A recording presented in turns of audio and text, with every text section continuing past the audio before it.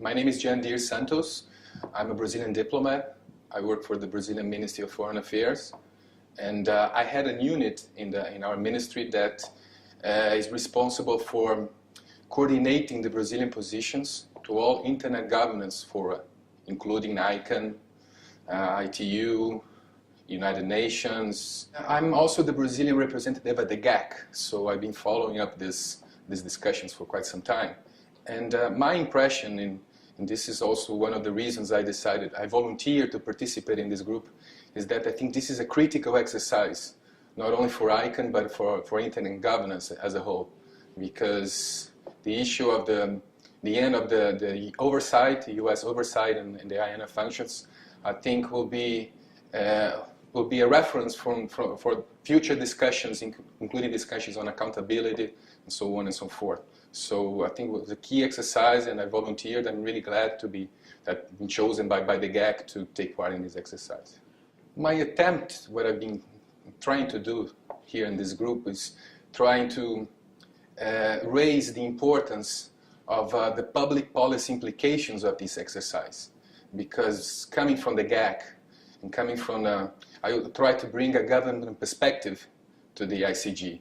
Because one of the concerns we have, not only my country, but other colleagues from the GAC, from the government, is that this exercise should not be conducted from a purely technical perspective. We need to somehow also have a chance to express our concerns and our views on this transition that also related to the public policy implications, as I said, of the end of the US oversight. We are still discussing the procedures, and but in my opinion, sometimes procedures are also substance, because this is when you establish the framework, right, in which you're going to to conduct business in this group. So our concerns is that will be in a sense that whatever the end result of this exercise will be, it has to be seen as legitimate to all stakeholders involved, including governments. And then when I see legitimate, I see it in a sense that the governments will have a view that they were part of it, that their points and their concerns were duly addressed. So our challenge is to find this equal balance between different stakeholders, between different cultures.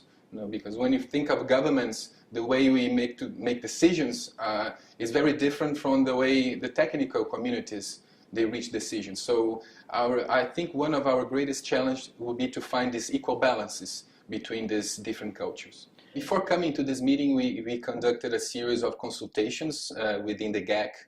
And the GAC representatives in the ICG, they come from different regions of the world. So what we try to do is to consult within our respective regions to get some feelings, some views on this exercise.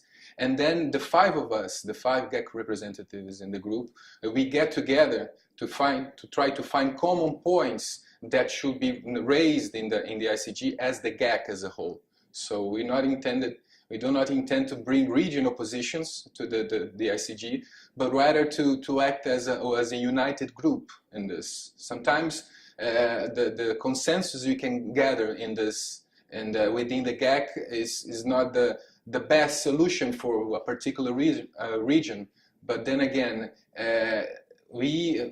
this was the effort we tried to conduct in acting as a united group in the ICG.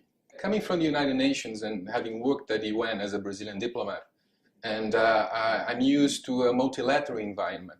I was trained in a multilateral environment in which governments are the only stakeholders represented, at least the ones which can vote and can negotiate documents.